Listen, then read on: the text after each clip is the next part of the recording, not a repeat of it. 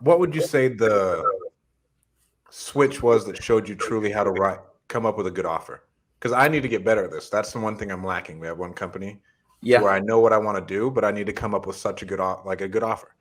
Yeah.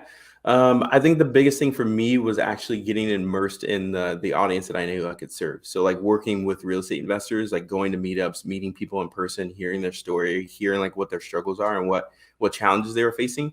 That was the biggest thing for me because now I was collecting all this data to figure out like, okay, there's a common theme here with the Yeah. audience that I want to serve.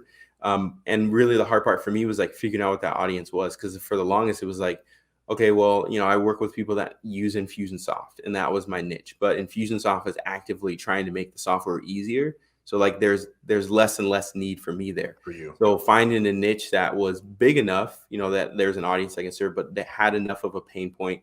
They were making enough money to actually pay for a valuable service and actually understanding what those pain points are. When you piece all those together, like it really was just kind of taking all of those problems and figuring out how we can strategically solve them. And it was an iteration. Like when we first started our company, like we helped build systems and operations and run marketing campaigns for investors. Like our first system was like we set up a text message campaign, your leads go to a spreadsheet, and that's all we did. We charged like 3 or 4 grand for it, and then we were like, okay, well, that's not enough. Like other people can do text message marketing and set up a spreadsheet. So then we built a little CRM to manage it, and then we started hiring VAs to go on top of it. Then we started figuring out about data and skip tracing and how to make the text campaigns better, and all these little things that you learn along the way by testing and iterating.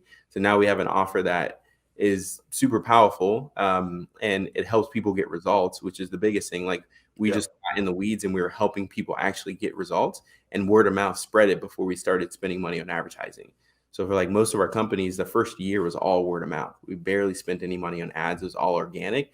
And Yeah. that's when we knew we had something that clicked, because we were like, okay, now if we turn ads on, we know we get people results. We know the value that we have.